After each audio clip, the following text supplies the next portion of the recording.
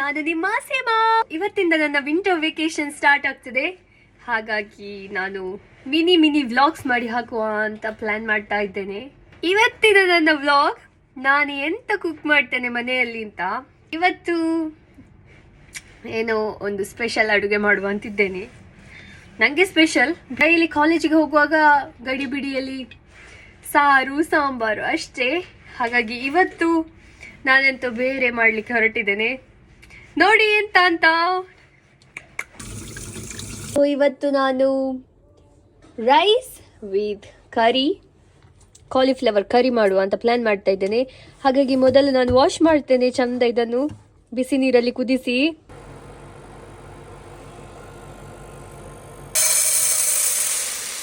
ಫಸ್ಟಿಗೆ ನಾನು ಅನ್ನ ಮಾಡಲಿಕ್ಕೆ ಇಡ್ತೇನೆ. ರೈಸ್ ಕುಕ್ಕರಲ್ಲಿ ನಾನು ಅನ್ನ ಇಡೋದು.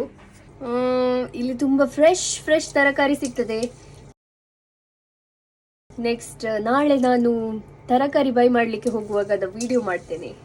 ಇಷ್ಟು ದಿನ ನನಗೆ ವಿಡಿಯೋ ಮಾಡಲಿಕ್ಕೆ ಆಗಲಿಲ್ಲ, ಪರೀಕ್ಷೆ ಆಗ್ತಾ ಇತ್ತು, ಸೆಮಿಸ್ಟರ್ ಎಕ್ಸಾಮ್ಸ್.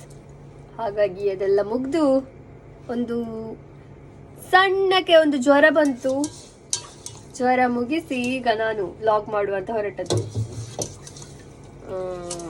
ತುಂಬ ಚಳಿ, -1 ಡಿಗ್ರಿ ಈಗ. ಹಾಗಾಗಿ ಸ್ವಲ್ಪ ಶೀತ ಅದು ಇದು ಅಂತ ಅಲ್ಲೋಲ ಕಲ್ಲೋಲ ಆಗ್ತದೆ. ನಾವು ಬಿಸಿ ಊರಿಂದ ಬಂದವರಲ್ಲ, ಹಾಗಾಗಿ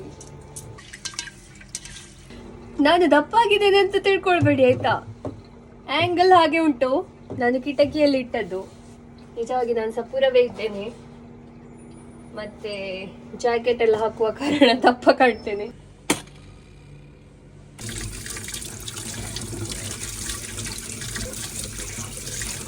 ತರಕಾರಿ ಕಟ್ ಮಾಡಿ ರೆಡಿ ಆಗಿದೆ. Let's start cooking.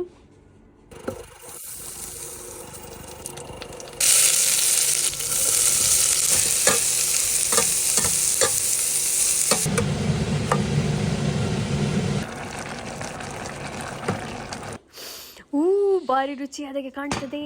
ಬಿಸಿ ಊಟ ಮಾಡ್ತೇನೆ ಆಯ್ತಾ. ಇನ್ನೊಮ್ಮೆ ಸಿಗುವ. ಬಾಯ್ ಬಾಯ್. ನಾನು ನಿಮ್ಮ ಸೀಮಾ.